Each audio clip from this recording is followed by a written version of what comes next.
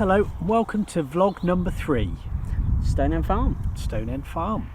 Lovely little venue, mate. It is, yep. 2 little lakes here. There's one just outside the house, one they call the back lake as well. Stocked full of carp. Both of them are absolutely round, in fairness, aren't they, mate? They are, yep. And but they've got silvers, skimmers, bream, if that's your thing as well. Bit of a mixture.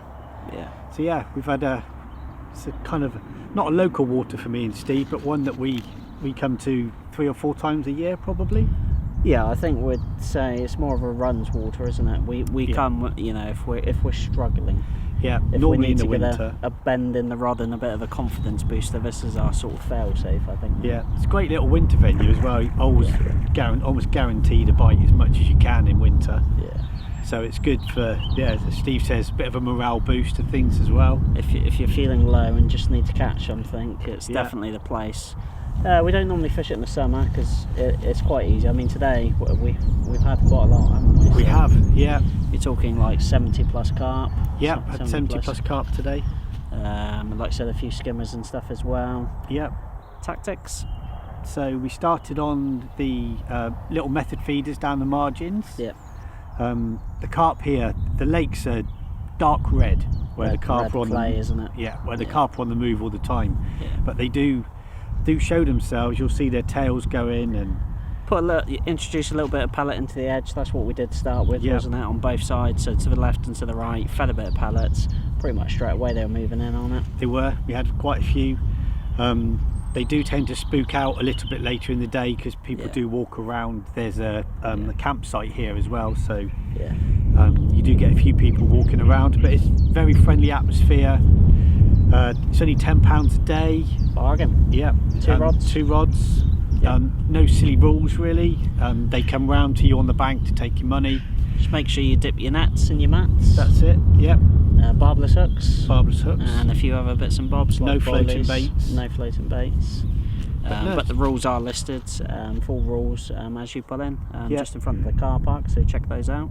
But pretty much commercial styles, you know, there isn't really any hassle, is there? No. You can pole fish it, float fish it, and we did well on the waggler as well. We did. So Steve says we started in the margins today. Once the fish moved out, we started casting against Norfolk reeds on the island, tucking feeders up tight, and then you could, as the feeders were hitting the water, we noticed carp started to move around.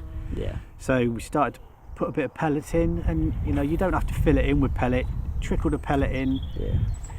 We switched over to a waggler, pellet waggler, and then could only use 1 rod. Then it was pretty much action pretty much all day. I didn't really fish today. It was pretty much just one setup, wasn't it? It was. So we started off with 2 rods, 1 on each side of the edge, and like Mark said, you know, then started casting to the island, kept the bait going into the margins all throughout the day. And around midday just went to the waggler. Yeah. How deep would you say we're fishing on that?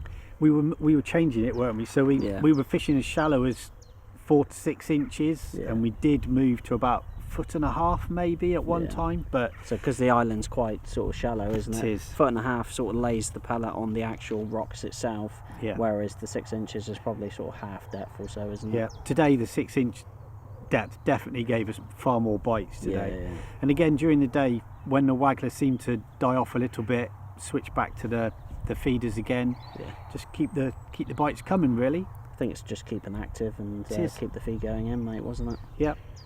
Yeah. Not really a tricky venue. No. Like I said, definitely well worth a look. Very, very easy. I wouldn't say we fished our best today, but we fished nice, relaxed, comfortable, and still managed an absolute shed load of carp. And that's what the day was about really. And it's a good little place to try new tactics and things as well, especially if you've not used the pellet waggler before. Ideal venue to start with that. Absolutely gives perfect. You confidence. You can tweak little bits and pieces to see how it works. Yeah. Great venue to bring kids that want to get into fishing as well, because they will get some bites and they will get carp. I think you can sort of get it all wrong and still get it right. Yeah. It's a great place to, like you said, trial all of the new bits and bobs. Yeah. And like I said, we use it for a bit of a confidence booster when we're struggling, don't we, mate? We definitely do. So yeah, look it up. Maybe we'll see you on the bank here sometimes. Probably next in the depth of winter though. Yeah, we'll probably look. Where are we going for VLOG3? Undecided. Undecided.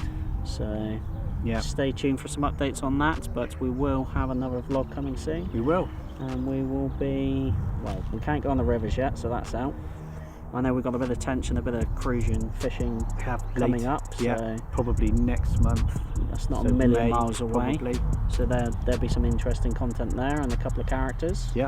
Should be out with Richie and John, so that's always interesting. It definitely is, but we'll definitely be out over the next couple of weeks, and we'll keep you posted. See you soon, guys. See ya.